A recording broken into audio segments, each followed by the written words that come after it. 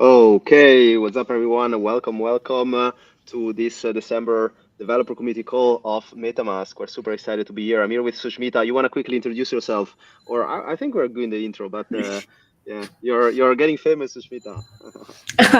I'm truly happy to be here, and I'm honored. Nice, nice. No, that's so exciting. We have a lot of things to cover. I think like we came back from DEF CON. We have a bunch of hackathon. We run different hackathons. We run different events. We're even like doing the virtual hackathon all the time. And we have so many things that we want to update the team. We have also a bunch of insights from the team, things that we've been shipping. And yeah, and we have only like 1 hour. So let's get it started. Yeah, for anybody that doesn't know me, I'm Francesco. I'm part of the Devil team. I'm super excited to be here. And yeah, let's get it started. And everybody kind of like already met me a little bit everywhere. But Sushmita, you want to quickly introduce yourself? Yeah, I'm Sushmita. I think the best way to describe myself is I'm currently a DevRel engineer at the DevRel team. I've been at Consensus over 1.5 years, like almost 2 years, and I started my Web3 journey like 3 years ago. And Nice, yeah, my hobby includes anime and cats, so that's just nice. obvious. Nice. Next time we need to see like some picture of the anime and cats, kind of like just really like that would be cool. Awesome. Okay, cool. So we have a lot of things to do.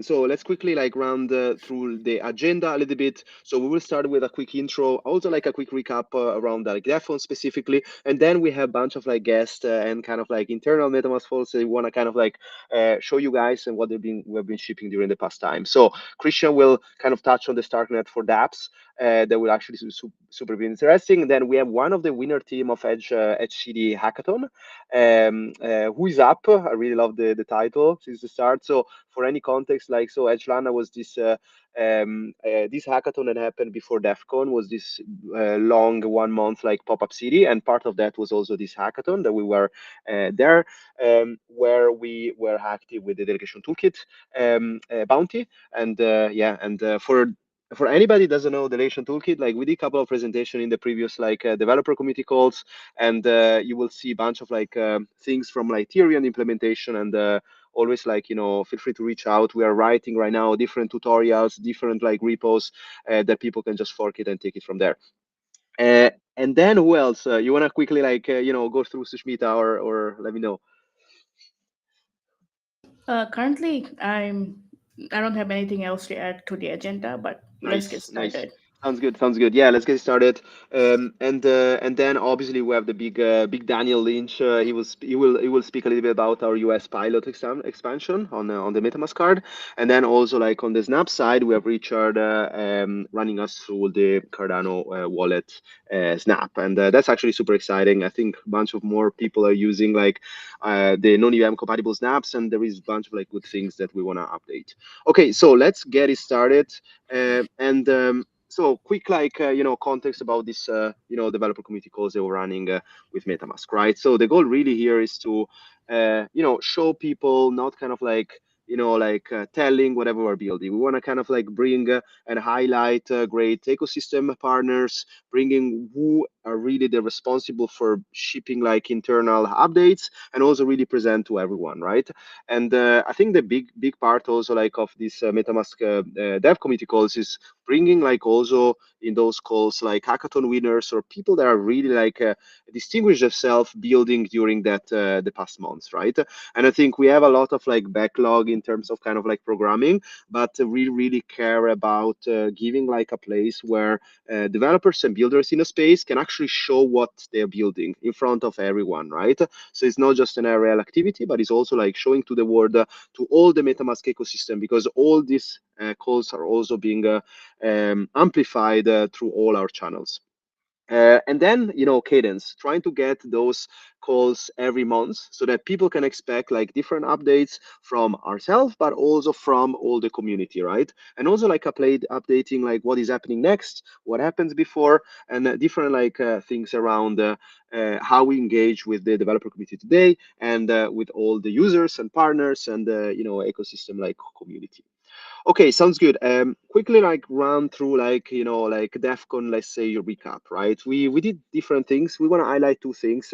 Yusuf Schmidt, you have also like involved. That was actually like super cool. I want to start with the Eat Global Bangkok. I think this was one of the biggest like Eat Global that we ever participated. I think like what like 1,800, almost 2,000 people were around. And you have been judging Sushmita. Like any highlights of the hackathon that you had during that the period? I think the sheer amount of projects that was built on Hmm. Hmm. MetaMask and using SDK and like Nice. deploying on Linea was really high, and like it's Yes. just really amazing to see like so many new ideas and amazing projects going on. Nice. I really had fun judging during that Nice, time. nice, nice. Yeah, we had also like last was actually like the November Lina developer community calls. We have Dak Homomorphic, the team that presented his build and was actually quite interesting because it was like those really like brain really building during the past like 48 hours. Okay, sounds good. And then we had ETH Global was this 48 hours long hackathon, and then we had all the builder nights that happens during that was actually like post DEFCON, but was actually quite good. We did like a different panels. We focus, as everybody kind of like remember, on kind of like verticals, and we span from like staking, restaking. We did also a developer tooling like panel, and the highlight was also that we had Joe as a small fireside chat speaking about how he really see kind of like the future of like building the tooling, how decentralization kind of like is happening around our eyes, and how what kind of like is our role, not just as a company but also like as an ecosystem driver running this narrative. And it was actually quite good. We jumped. There were a lot of like participants, a lot of great discussion. I think was one of the biggest also like builder nights that we ever did, and we ran almost like 22 by now, and that was quite excited to actually see the amount and the engagement of people, how people were excited to speak about those topics, and also like debate stuff from like architecture mechanism to kind of like designs to how actually make our space better, and during that phase, obviously building. Okay, sounds good. So I would say let's get it started. Let's invite on stage Christian, and let's get it started with this Starknet for dApps. So how are you, Christian? I'm doing great, thank you. Nice. Thanks for joining. I think like you are one of the most like I think like frequent joiners of the MetaMask developer community calls. You have always some interesting updates, and yeah, I'm looking forward to the Starnet for dApps updates. And yeah, you want to quickly introduce yourself? You want to share your screen? Should I share the screen? What do you Oh, prefer? I'll share my screen, yeah, because I'll have a couple tabs to go through. Nice, So I think you nice. can see my screen now, We and can you see can it. see the same slide. We can Okay, see it. yeah, so I'll introduce myself. So I'm a product lead at MetaMask. I've been using Ethereum since 2016, actually, which sounds pretty crazy to say that now.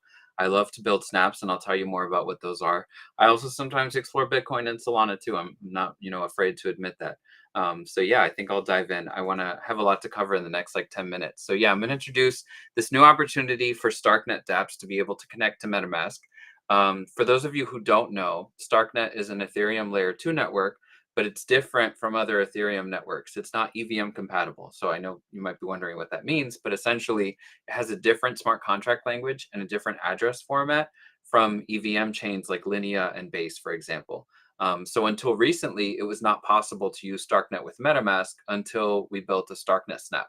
So the Starknet Snap actually allows you to connect to Starknet and now allows dApps to connect to Starknet as well. So for those of you who don't know, I'll also explain what are snaps. Snaps are add-ons for MetaMask that supercharge the wallet experience with new features. And so the Starknet Snap adds all the necessary functionality that MetaMask needs to be compatible with Starknet. So it adds Starknet as a chain to MetaMask and makes it work with MetaMask. And now the big announcement that we're sharing today, and that we're really excited to talk about, is that dApps can connect to Starknet via MetaMask easily with the standard libraries that dApps use to connect to Starknet wallets. Okay, so MetaMask is now a Starknet wallet, and dApps can talk to Starknet through MetaMask. And so the way this works, it's very simple. If you're building a Starknet dApp, you're probably already familiar with this. There's a library called Get Starknet. It's the recommended way for Starknet dApps to connect to Starknet wallets. And if you update to the latest version, you can actually add MetaMask as one of those options. So I have this URL. It takes you to the documentation. It's just go.metamask.io/use Starknet, and it'll take you to the documentation. And it's really cool because it's the first time that we've had documentation for like non-EVM networks. So it's in our wallet documentation, and the first one that we have is Starknet, and it basically walks you through the library and how to integrate it with your dApp, and then the methods. So it actually has a tutorial that explains how you can add this to your dApp. So we have sample code and everything. We walk you through the entire experience, and we make it very, very simple. And so the other cool thing is I have an example of this, so I'm also going to demo this. So there's a dApp called Starkgate, and Starkgate is the official bridge that allows you to bridge from Ethereum mainnet to Starknet. And the cool thing now is when you use this bridge, you can connect MetaMask on both sides, right? So I'm going to show you this. So I think you can see my screen. I'm going to connect wallets. And so it's going to get started. So it's going to say you're going to connect an Ethereum and a Starknet wallet, right? So you have two wallets you're going to connect. But in reality, I'm going to pick MetaMask for Ethereum. And then it says connect Starknet wallet. And I'm going to pick MetaMask again. But now it's MetaMask, the Fox logo with the little Starknet logo that you can see here. I don't know how well you can see that, but it's got this little tiny Starknet logo. So I'm going to click that again. And now it should, yeah. So, and because I've done it before, it walks me right through it. I have my Ethereum account and my Starknet account. Both are managed by MetaMask. And now you can see here, I have both of them connected to this dApp. So this is really cool because you're using Ethereum mainnet and then Starknet, which is like totally different contract language, address format, and everything. It actually uses smart contract accounts. It has totally different methods. Both of them are connected at the same time, all done just with MetaMask. I don't have to connect multiple wallets, and now I can easily bridge. And when funds land on Starknet in the same wallet with my Starknet account. So yeah, that was just a very quick demo to show you what that's like. And more dApps are going to be adding this over time, so you're going to see more dApps in the Starknet ecosystem have MetaMask as one of the options. And so I'm just going to close out by saying you can get the Starknet snap available from our directory, snaps.metamask.io. You'll see Starknet as one of the most popular snaps on there. That's where you go to add it to MetaMask. So once you add it to MetaMask, it'll set up a Starknet account for you, help you to deploy your smart contract account on Starknet, and then be able to make transactions, have tokens and everything, and explore the Starknet ecosystem. And then when you go to dApps, you'll be able to connect and use those dApps with MetaMask. And there's plenty of other cool snaps that you can check out over there for lots of different use cases: security, identity, communication. Definitely go and explore the snaps directory, and you'll find lots of cool snaps for lots of different use cases. Nice. And the last thing I'll say is, if you want to build your own snaps, if you have developers here, if you're comfortable with JavaScript, it's actually very easy. You can learn how in our documentation. We have multiple tutorials. There's resources there. You can find a bunch of example snaps that you can follow, lots of cool things that you can do with it. You can build snaps that have custom interfaces inside of MetaMask, and they do notifications, and they show warnings if someone's about to make a malicious transaction. So there's lots of different things you can do with it. They're super fun to build. I would definitely recommend that everybody check it out. And yeah, that's the end of my presentation. Thank you. Nice. No, thanks, Rishan. Any favorite like a vertical of snaps that you're using every day? Oh, so I've been using the name resolution snaps. So we just launched this category of identity snaps that can add more naming services. So similar to like ENS, like you have like Montoya.eth. There's other services. You can have like Sandy.crypto, Martin.fio, things like that. So all these different naming services, they allow you to add, and some of them are like network specific. So there's like one on Arbitrum that's like .arb, right? So now you can add these naming services. I built one that adds like a Farcaster name, so I can send like, just type in like a Farcaster name, and then it'll find their address, and I can just use that. So much better than like having to type in like these long, weird, like, strings of letters and numbers, right? It's just so much better than having to do that. That's so cool. And by the way, I love when people are writing or asking question in the chat. We have one question on the private key storing, like so basically are non-EVM private key stored in the Snap storage, or how does it work? Yeah, so the way that it works is that the snap, if you have a snap that does like Solana, right? It's able to derive Solana accounts, and it stores them in the snap. So it's able to store those private keys in the snap. But The snaps are audited, and it's not something that developer has access to that information. But essentially, they are full blown wallets that exist inside of MetaMask that have the ability to like sign, like do signatures, transactions, things like that with those accounts. Nice. Awesome. Awesome. Okay, sounds good. Yeah, thanks so much, Christian. I think it's always like a big pleasure to have you like on these calls. And yeah, let's keep building. I'm definitely excited about also the future of Snaps and how builders are interacting with Snaps. But yeah, let's keep moving. Thanks, This is Christian. And hopefully, amazing also. is this Yeah, this is also amazing because as a builder, when I first started to explore startnet, I had to install different wallet like Argent and like write Chiron to test that.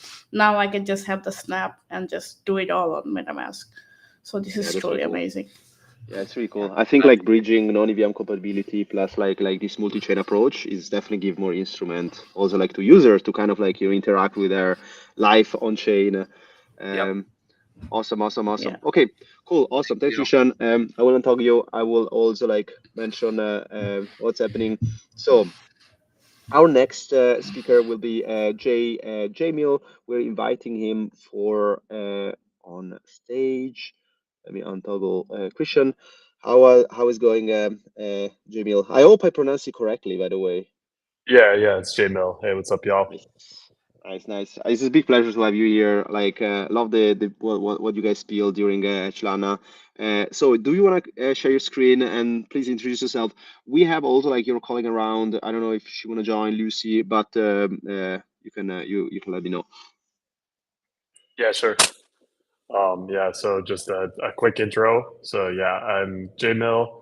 And then I was on a hackathon team with Lucy, who was also on the call, and then our friend Yu Yang, who is not on the call. So it was three of us, and we were at Edge Lana, which is like one of the pop-up cities in Chiang Mai. They had a hackathon in the last week. And yeah, we participated in that. And the project we built using the MetaMask delegation toolkit. So that Nice. was That's our super exciting. How MetaMask was the experience? connection there. It was good. I mean, the hackathon itself was really fun. It was really good energy. It was kind of like a week long hackathon, so it was a little like more Nice, relaxed pace. So pretty nice. nice. And yeah, Yeah, the MetaMask team was there. I worked with Jeff some. Jeff was super helpful, yeah. and yeah, just yeah, really good experience all around. Nice, nice, nice. Do you want to quickly share your screen, like showing us through the demo, Yep. or how do you want to do it? Awesome, awesome. Yeah. I'll share screen. So Nice. Yeah, I just yep. want to say that all the experience around Atlanta was really like, being like in a longer, like, a hacker house slash hackathon. I think it's also give more kind of like less pressure to like devs, but also like more time to kind of like understand what they want to build, more network and more support from like from our side too. I think that's pretty cool. Oh, nice. Love the Yep. design. So this is our project. So we built an app called Who Up, which is it's sort of trying to solve two problems. One is that it's trying to reprogram your doom scrolling. So we were a bunch of us were trying to be more mindful about our phone usage while we were at Edge Lana, and we were thinking about like how can you replace the urge to like scroll your social media with doing something else. So that was one motivation, and then we also wanted to build an app that lets you do like keep up and with your friends but not have to like schedule time to talk to your friends because that feels like too formal. And so we built an app that's like, okay, I'm bored, I'm in a quiet moment. So instead of scrolling my phone, I'm gonna click this rock to go to my Zen garden. That's gonna replace my scrolling trigger. And then I'm gonna use this monolith to broadcast to my friends that I'm available to talk So cool. and then send that off. And then that would send a notification out to my friends in the app that I'm available for a chat. And so it's small scale social media. This is an app where you're not supposed to have 800 friends. You're supposed to have eight, so it's, really sort of like about close knit social media. And then these rocks here represent your friends. And then, if you don't want to talk or if nobody's picking up, then you can also get a prophecy from the monolith. So number 7 will be very important to you for the next 3 hours. So I can claim that. And then I can also do some like daily reflection. So just like a little like journaling, whatever, save that. And then everything you do in the app gets reflected as these like alien plants that are memories. And then what we wanted to have a Web3 component to this, but we wanted, this is built as a progressive web app. And we wanted, like, basically we wanted Web3 to be invisible until somebody was like attached enough or invested enough that they wanted objects on chain. And that's where the MetaMask delegation framework came in for us. We sort of learned about the progressive security model of the MetaMask delegation toolkit, where what's happening here is, there's a contract, and then there's a delegator address that's sort of like the central bank of the app, and then it's creating these claims using the delegation framework that says, like, so I, as this logged in user, every time I'm making a thing, I get a claim to actually claim it on, as an on-chain object when I want to. And then the cool part about this is, like, nobody has to pay for anything or like pay any gas for anything until, somebody's actually attached enough to their objects that they want to claim them. And then also at that point, we can use like gas sponsorship. So, we can just make this a really nice onboarding experience for people who aren't, crypto native. And also, if people don't want to use the crypto component of this app or the Web3 component of this app, then we could just keep it totally invisible. So that was more or less how, like, the problem we solved with the MetaMask Nice. delegation framework. And yeah, just to like look at the code a little bit. It's this is fortunately, I got a lot of really good help from the MetaMask team on this. What I ended up doing is, like, there's this caveat framework in the, like, as I can show the MetaMask delegation framework, right? That's like a question for the moderators. Is it? Yeah, I see your code. Is it delegation toolkit side? Yeah. So Nice. what I ended up doing, so there's this like caveat system, and none of the existing caveats worked for what I was trying to do. But Jeff helped me through this, that you can also just make your own like execution out of like raw call data. Nice. So that's what we ended up doing for the contracts we had. And then it's just like, for now, it's like some simple like third web contracts deployed on Linnea, like a Linnea testnet. And then we basically just, this sort of represents a claim on, this object that user can eventually create a wallet and get eventually if they want. So that's what we were doing. And yeah, Nice. that's So basically the our caveat. project. So it's like, I really like also how delegation toolkit structuring, like the delegation side with caveats, right? I think it's very kind of like easy also to implement. I have a question about the app. I saw that you added daily reflections. So are they stored on chain, or like, let's say I want to view my yesterday's reflection? Is it possible? So it's not stored on chain yet. So basically what ends up going on chain is like these like alien plant objects. And we actually, in the hackathon, we didn't get as far as like doing a custom 721 contract with like, the alien plant, like a pointer to the visual. And these are like programmatically generated with 3JS. So you need like a pointer to the visual plus like, whatever's stored in these memory objects. At the hackathon, we only got as far as like implementing a simple like, stock ERC20. But going forward, as we build out this app, we would, we didn't have time to like write the 721 contract for these sort of unique tokens.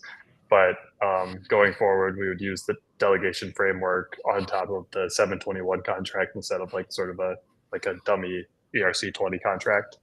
So yeah, nothing's stored on chain right now. It's like it's using a Supabase backend. Nice. So what's kind of like, you touched already, but what's kind of the next steps? How you guys keep building? So one thing we did, we built this as a progressive web app for sort of speed purposes during the hackathon.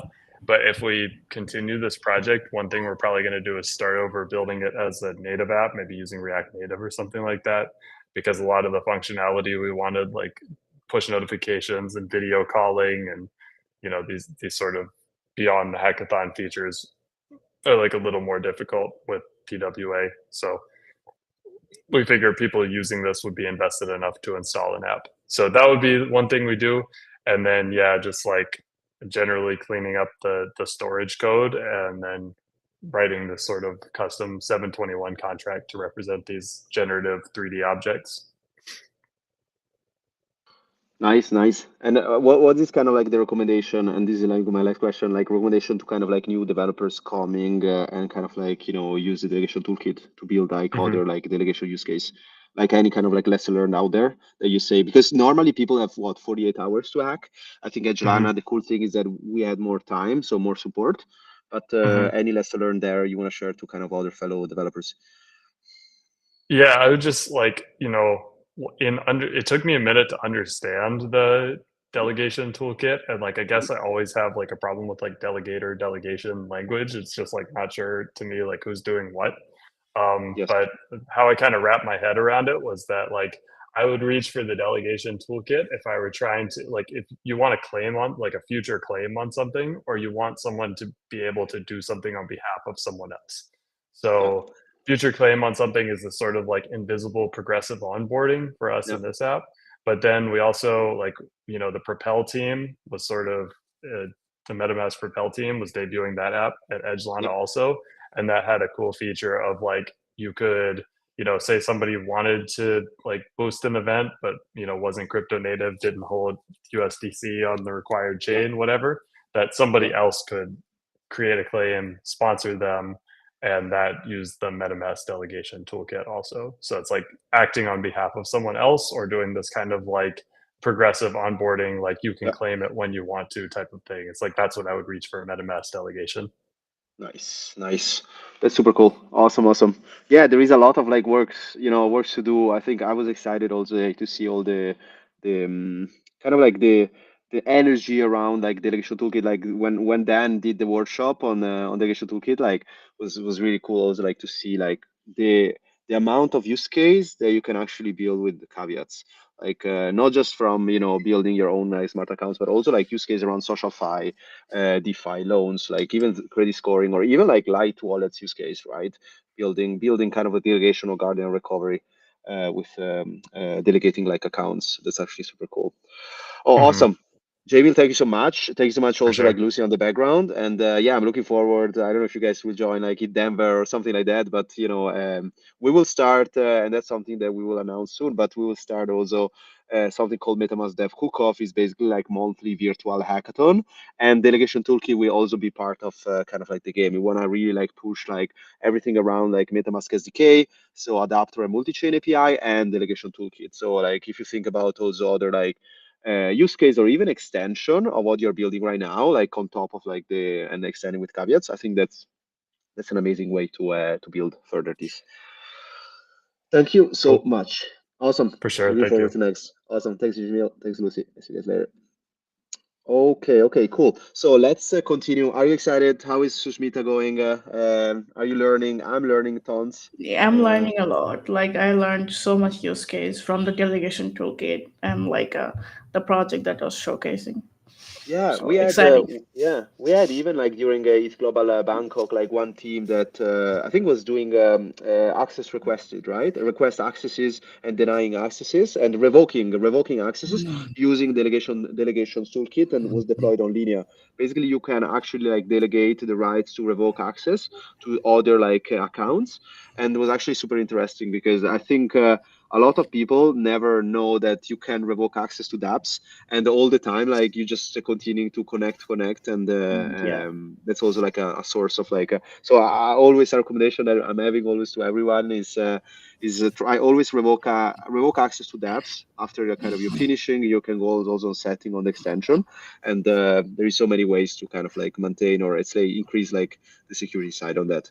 And yeah, Meta House, exactly like one thing's like Propel. Like I think like Propel was really cool, and this is a shout out to the all the delegation toolkit, Omnia, and the Stance team. Like they did an amazing job on Propel. I think like we need to definitely build a similar kind of like repo and use case during hacker houses, hackathon, or just ecosystem like events. I think this is a great way to really make people like with engagement like focus. I even thought about Zoo Zoo Connect or like the Zuzalu app, right? That you are able to actually delegate like rights for specific access.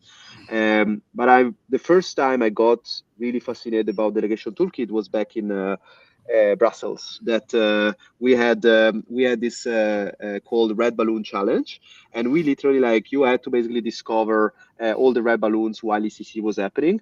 But the cool thing is that you could delegate. For example, I'm delegating like to you, Sushmita, to go to check some other red balloon in the city, and automatically, if I was winning that context.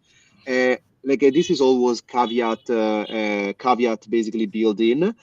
I will basically like directly rewards split rewards with the single people that were helped me like participating in that, and it was actually super cool as a use case, because then I thought what other kind of like caveat use case you can actually build, and there is a tons. Right now when we're speaking about delegation, sometimes we think about smart accounts, but think about like DAO treasury management, rebalancing, DAO voting, even like social fi, like starting to attribute Farcaster delegation to other accounts. I remember now, in Twitter, you can delegate accounts rights, and a really Yeah. cool use case, for example, could be like, delegating like posting or reads to other people, but enforcing that with Delegation Toolkit. We got a question. It says something like, "Can Mhm. you revoke access 24-hour time frame from unlimited time?" I think we have these caveats or like rules that we can set to a delegation toolkit. So maybe it's possible, I hmm guess. Yeah, I think also you can define that in the smart contract that the revoke the raw access can happen automatically on the 24 hours range. I think that's totally possible. And also like there is already different kind of dApps. I know even like an ecosystem like a few cool like team of developers build like this revoke snap, and you can actually like build this involved in that. But I think there are different ways. I think also using delegation toolkit is a good way to implement and revoking access. And we can actually share in the chat or after the call the GitHub repo of the team that built this revoke access dApp with delegation toolkit during ETH Global Bangkok. I think that's also like a great way to start That that you would can be actually check. amazing. Okay, cool. I think like we're getting there on time. We're super excited now. Like, I think for now, MetaMask cards, everybody heard about this. We're spinning out different new countries. Like, I think there is a bunch of viral videos that went out, like, how to spend and using the MetaMask card. But I mean, without further ado, I wanna invite Daniel on the community call house. Welcome, Daniel. It's such a pleasure to have you. And how are you, Daniel? How are you? Good. Did you finish traveling for the year, or you're always on the I ground? hope. I don't know. I don't know yet. I hope so. I'm back from Nice, Bangkok. nice, nice, nice. How was your experience in Bangkok? Absolutely wonderful DevCon as always. I wasn't at the Dev Connect in Istanbul. I had a conflict, so it was my first since Bogota, and it's Oh the yeah. mecca. It's everybody. It feels great. It's cool that everyone's at the main conference so much, right? There's not the side events. Everyone's really focused and working together, and just the Nice. range of people you get to meet. Always super fun for me. Nice, nice, nice. I think a lot of like good builder discussions, a lot of like good people enter DEF CON with really like even like from the BitsDApp perspective, like you really enter to wanna create value around the ecosystem. And I think like a lot of like good connection happened, a lot of even good hackathon build submissions that we had, and we encountered so many good devs. And but I mean, let's talk about MetaMask cards. So you wanna give us like a quick introduction? Feel free to introduce yourself first, and what is MetaMask card for the people that never heard about it? Cool. I actually worked that into the slides. You want me to just share them, and I'll do it Oh all? yes, of Let's do it all. course. And I'm quick.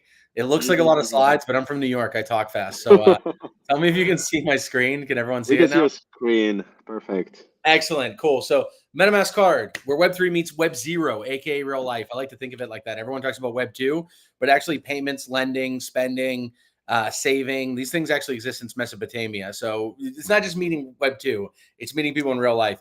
If you want to contact me, there's my Twitter and Farcaster. If you're remotely involved in Web3, crypto, blockchain, digital assets, whatever you want to call it, if you look my name up on LinkedIn, Daniel Lynch, you'll find me there as well. And there may be a call to action for a few people here too. I saw Rosendo Vargas from Colombia mentioned in the chat. Hit me up. Que pues. I may have a trial for you that you'd be quite excited to participate in. Feel free to message me on one of those platforms. So really quickly, just a little contextualize the card. Like the 2025 cycle, prices are going up. Everyone's happy, but are we winning? So I have a little bit of an exercise, maybe a mental exercise for folks here when we think about, is blockchain being adopted? So what are the two most proven use cases in blockchain that no one can say anymore, that are not mainstream, that are not real, that are not heavily adopted? It's payments and lending, right? People have been paying with Bitcoin since, probably 2011, 2012, like real payments, not just, the early folks. People buying stuff, people sending remittances. And then with the arrival of Ethereum, stablecoins, L2s, we've seen it really explode in remittances, corporate payments, merchant acceptance, etc. Lending as well, I would say, is totally verified now as an absolutely proven use case. Aave now has more AUM than the majority of US banks.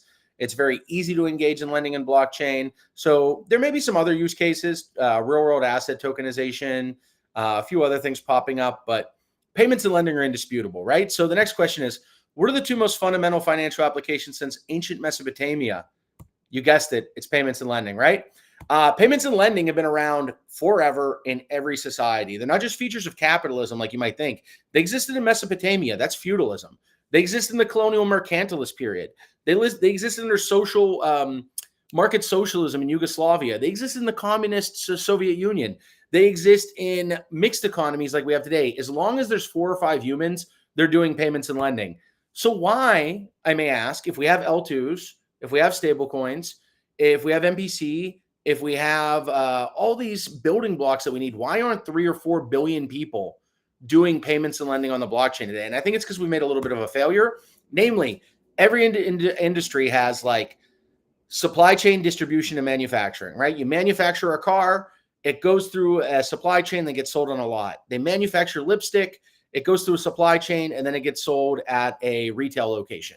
The manufacturing and distribution of financial services are kind of interesting. Fintechs are really good at distribution, but they use the old bank rails, right? So they have better UX. Sometimes the onboarding's easier. Sometimes a little bit more inclusion, but they're still using the old bank rails. Everything that we're doing in DeFi, we've revolutionized the manufacturing of financial services, but they're not really that easy to use always, or understanding how that they can tie to the real world. So what are we doing about it? The MetaMask card, you asked before, Francesco, what is it? Well, I'm gonna tell you what it's not. It's not a prepaid card, right? It's not a card, it's not a top-up card. So essentially there you're selling your crypto to move your balance onto like a fiat balance on a debit card or a top-up card. It's not a credit card with crypto rewards where you're spending a revolving credit line and maybe getting a little ETH back. It's not a custodial card. You're not spending from a fintech or an exchange, and it's not like an on-chain payment account. It is a real debit card. So real debit card, you can spend funds directly from your MetaMask.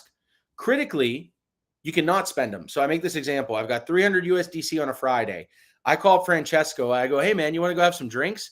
He says, no, man, I just left New York. I had to go back to Switzerland. I go, oh, that's too bad. Okay. I call up my wife. I say, do you want to go out for dinner tonight? She says, no, I'm stuck at work doing TPS reports. Well, then I go home. I sit on my couch.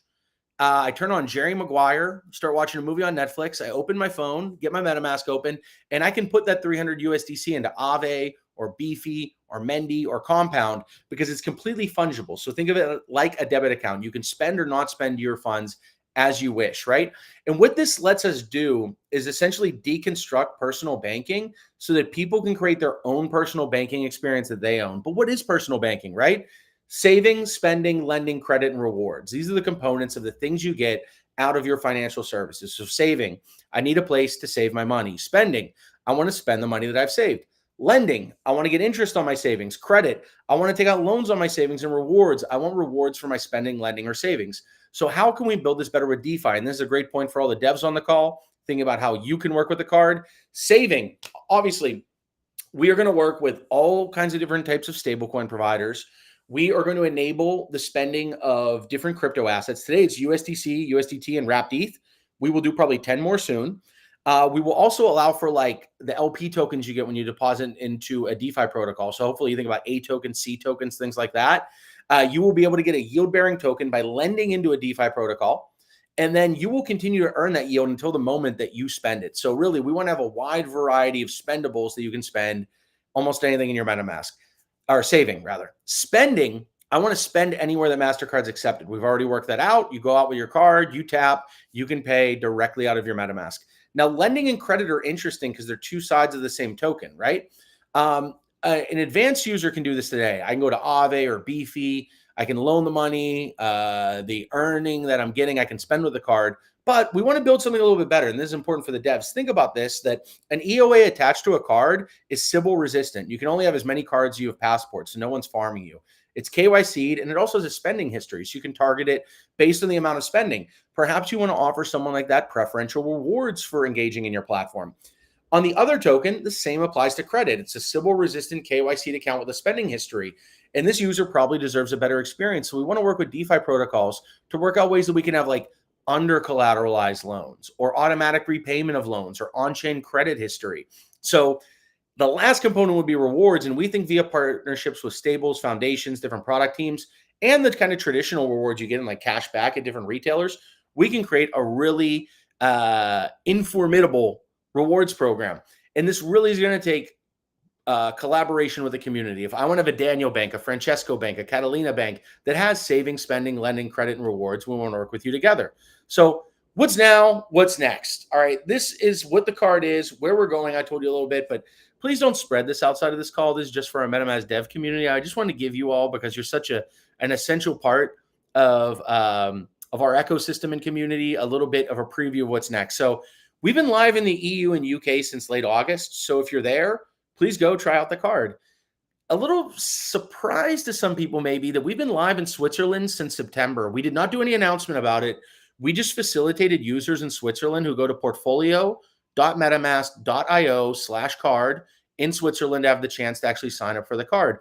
But we're being a little bit more vocal about it now. So if you're Swiss, like Francesco, go ahead and check it out. This is where I'm getting a little bit more sneak preview-ish. We will very shortly be launching to 60% of people in Latin America, and ideally over the next year to everyone in Latin America. If you are in this region, perhaps reach out to me. I can maybe make you part of the beta tester group, Rosendo. That's why I called you out. If you reach out to me on LinkedIn, I can talk to you about maybe helping us beta test. And then a little differently, LATAM, we will be fully launching in the countries we launch in. We will shortly do a limited trial in the US and the PR, Puerto Rico, with a capped number of users. So very excited for this geographical expansion, but as well for what we can do with the community to build this entire Ubank experience for people. So work with us. Number one, try out the MetaMask card. That's portfolio.metamask.io/card. If the card's available in your region, you can sign up in that moment. If it's not, you'll join a waitlist and we will alert you the second it is available. But again, if you think about the kind of projects that we really want to work with, we will do this expansion of spendable assets. So if you are working at a foundation, if you are creating an algorithmic stablecoin, if you are launching a stablecoin in a certain geo, we would love to work with you.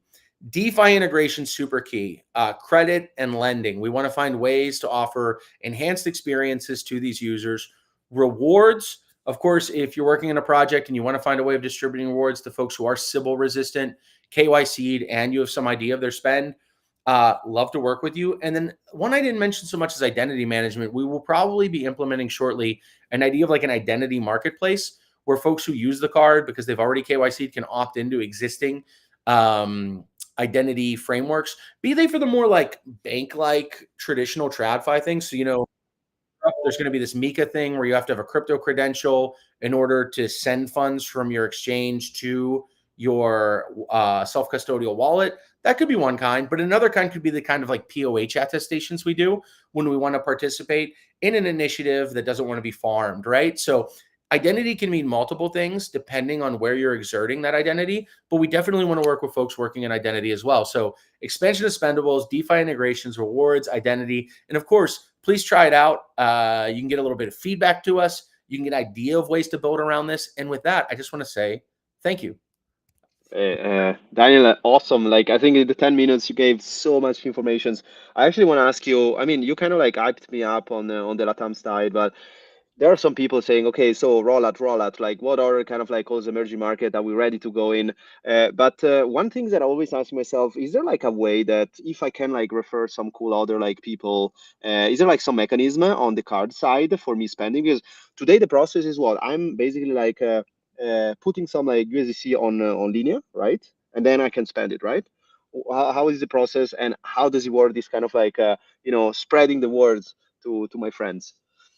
Yeah, surely. So For those in the dev call, I can say I wouldn't say it's the entire public, but we basically go live in a market, and when we go live, pretty much anybody can sign up. It'll be live that day. Like we went live in August. Any French person, any German, any Irish person could sign up out of Europe that day. Normally, before that, we do run a beta. So I will say, just for the folks here, we are kind of doing a beta around Colombia, Brazil, and Mexico.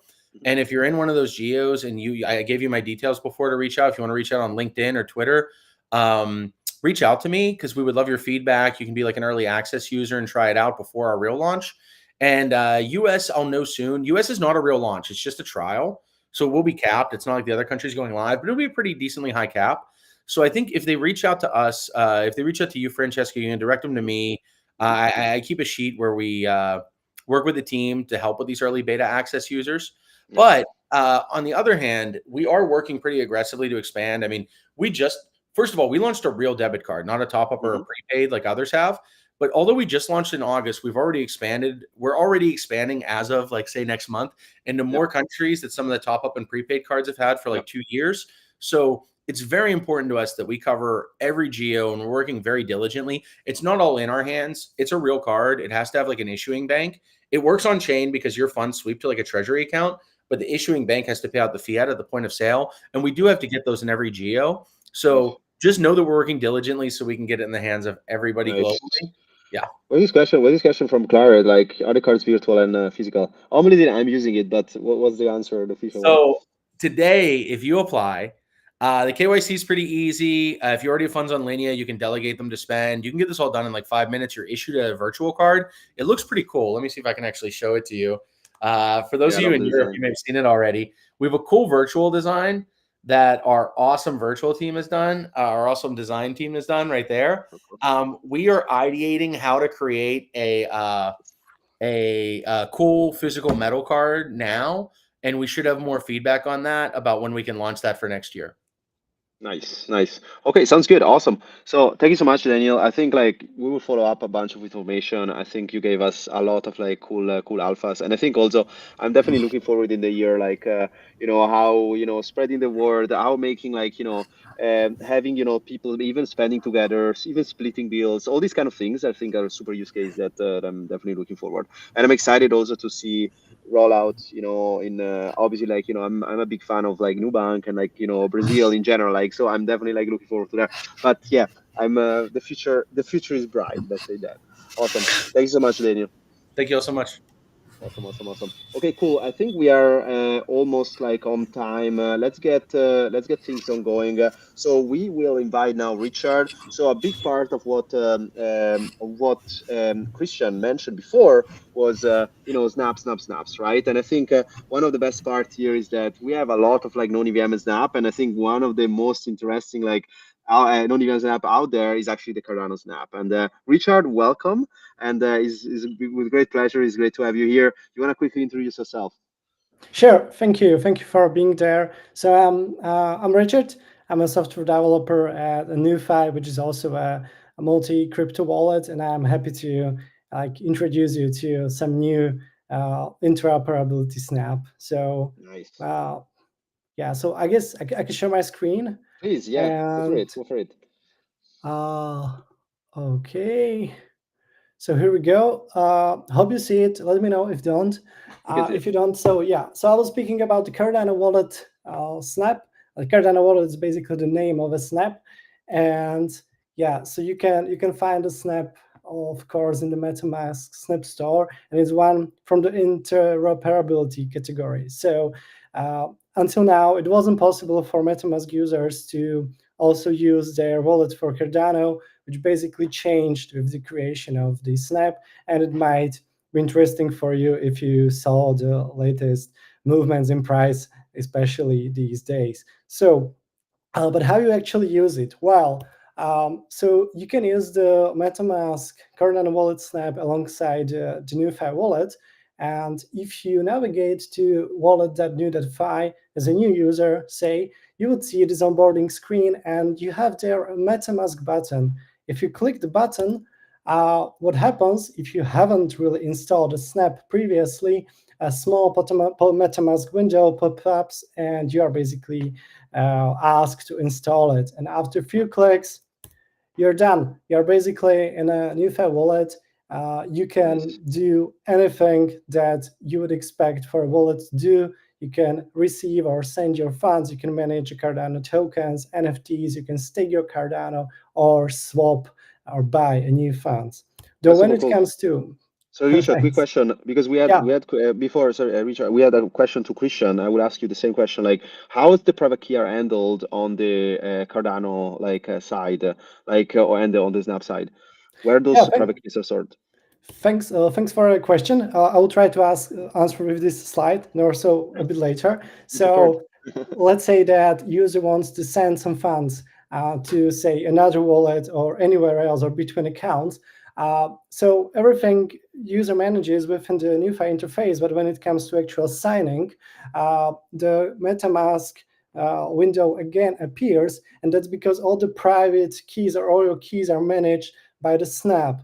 So our application doesn't ever see your private key. It doesn't ever leave the Snap. It kind of lives in a Snap, and you just, as a user, are able to use it basically. So if you try to sign something, what the Snap does, it powers the transactions and shows you all the details. So even if you wouldn't like to trust the application itself, you can trust the Snap and you know what you are signing.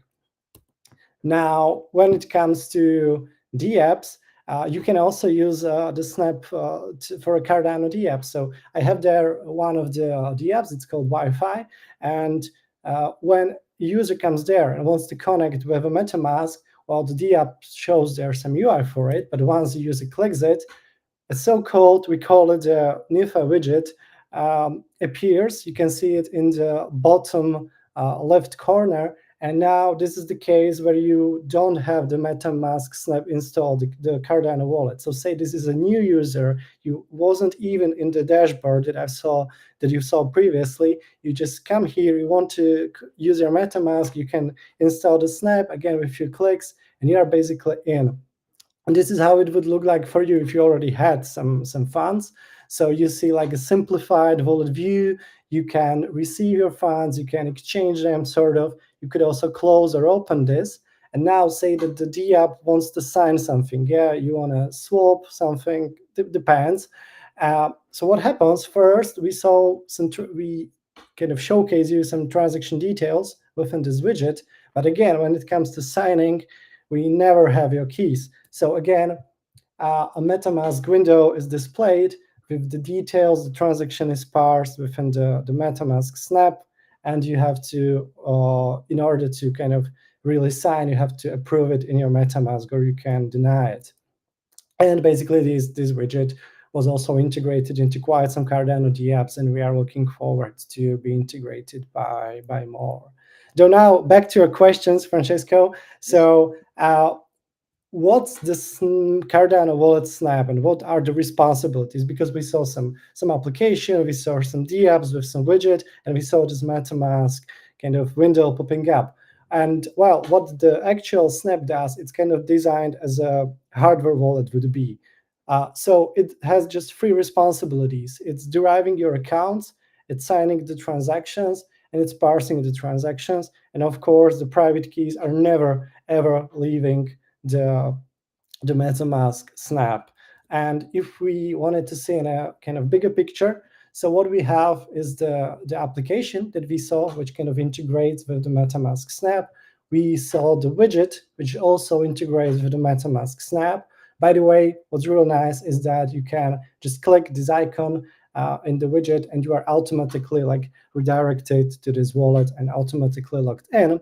But for the app to integrate this, the situation differs from standard Chrome extensions like MetaMask, for example, because if users have these extensions, well, they can inject whatever codes to whatever page, and basically our wallet is discoverable there.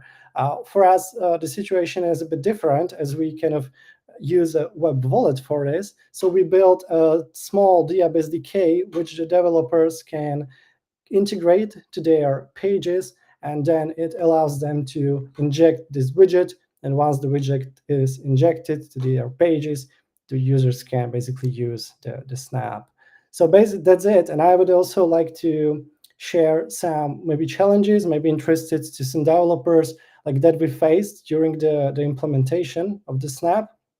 And well, the main challenge was just discovering the Cardano account within the Snap itself, because there's a get BIP32 entropy function for that, which also many other snaps could use. Though the problem was that the accounts that were discovered from this function differed from the accounts that the standard Cardano wallets would use. And that's because the derivation for Cardano is slightly specific. So what we needed to do, and why that was an issue for us in the first place, is that if a users say extracted the recovery key from MetaMask and wanted to just recover in some other Cardano wallet just for the sake of this Cardano account, they wouldn't get the same accounts, and that's it's quite unfortunate. So we contributed to one of the MetaMask repositories, which is called the key tree, and we implemented a new kind of derivation curve. And with this, we are kind of able to derive the same accounts as other Cardano wallets in the market would be, which is great because users can now kind of be swapping these wallets and don't have to be afraid that if whatever, they could just change and be sure that they can discover their accounts anywhere.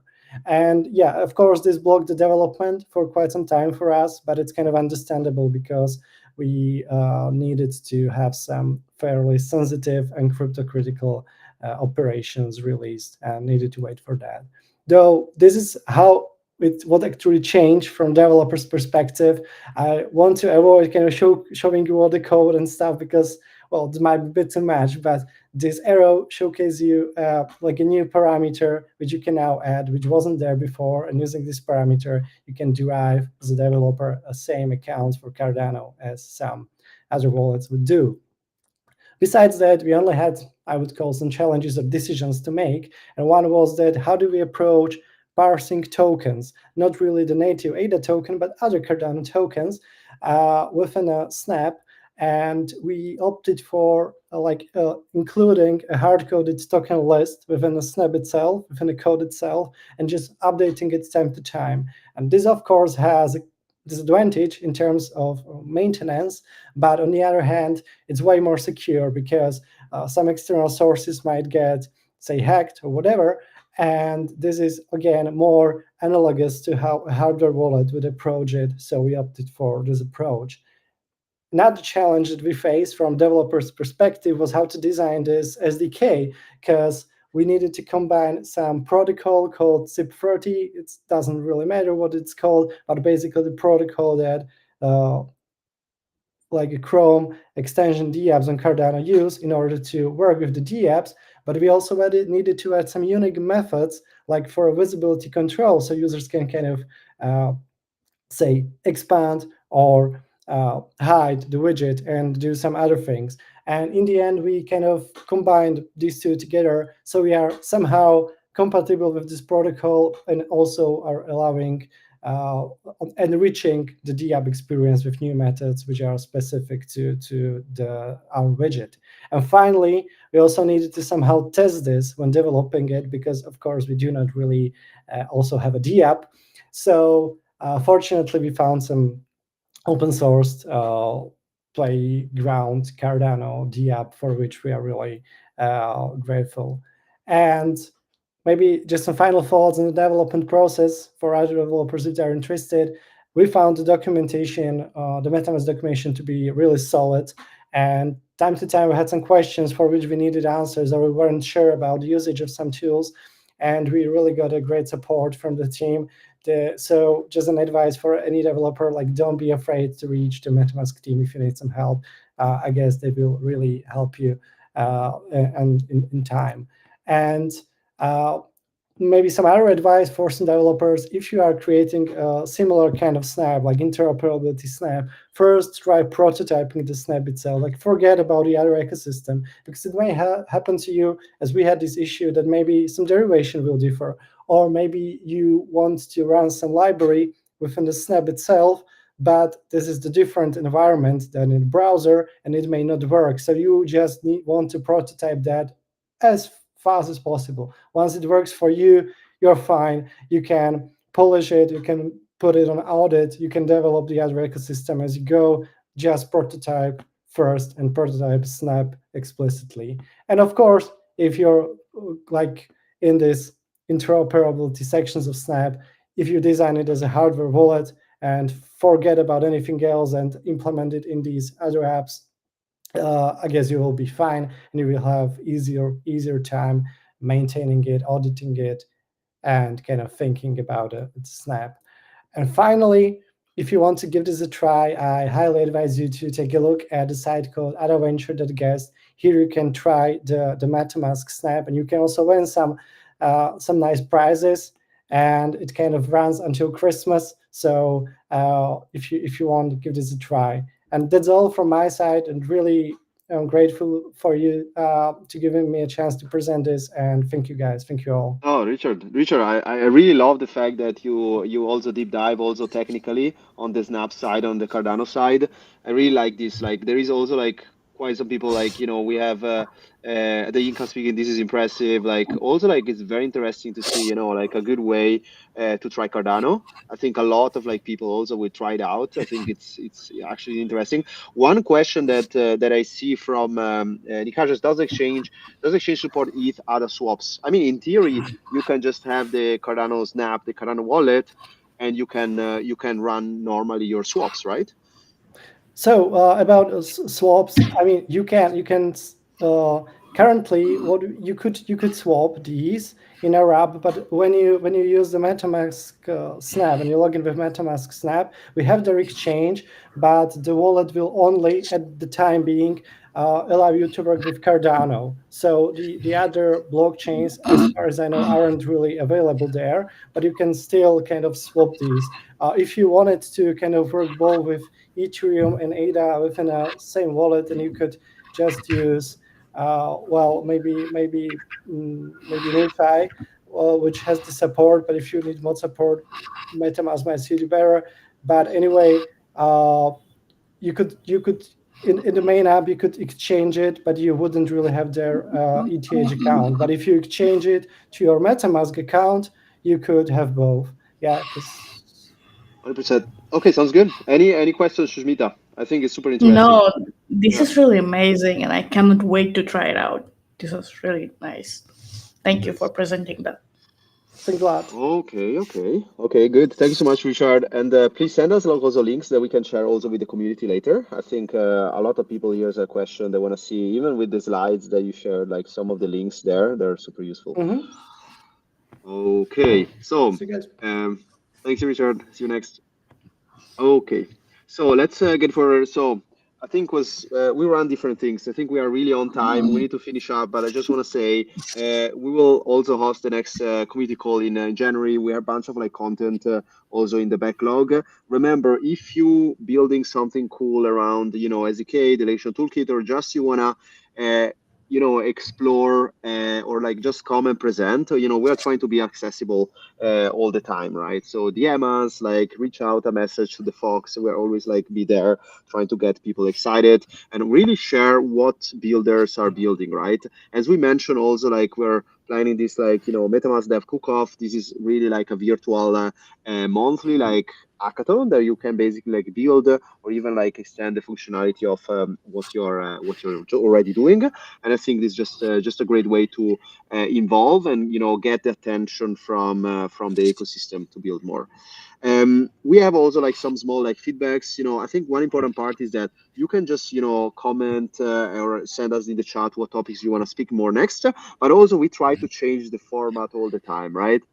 We started with just product updates, then we started to invite cool like community and developers building cool stuff around the hackathons. Then we started also to invite also cool dApps. They are actually like integrating all the products and building cool like functionality for all the users, right? And then also like we just want to bring people together. You saw with Daniel with the MetaMask card, it's really cool also to have these updates because a lot of people that are joining this call are from all over the world, right? And they want to see, okay, when this is coming next. And I think having an official update like that is also like on YouTube that you can share also with your friends is super important. Okay, sounds good. And this is just like some just feedbacks. And I think we kind of like answer everything. I don't know Yeah. what did you like the most about this call, Sushmita, today? I think one of my best, I think the best part is the depth part. That I think I like the way how the dev that came over the call and presented their project, Hmm. and we could really dive and see the code. Also the Cardano, and also the card one, of course, because we Nice. got to know so many alphas from that. That's super cool. And I think, like we are always combining those developer community calls with like this dev live coding session. I think the last one that we did was all about, like building from scratch a marketplace. And I think Mhm. also, you see we're experimenting different things for all the developer and builders listening to us, like always reach out, right? We're already planning some of the next live coding session. I don't know, do we have already a topic, Sushmita? I still like we're brainstorming Yeah, things.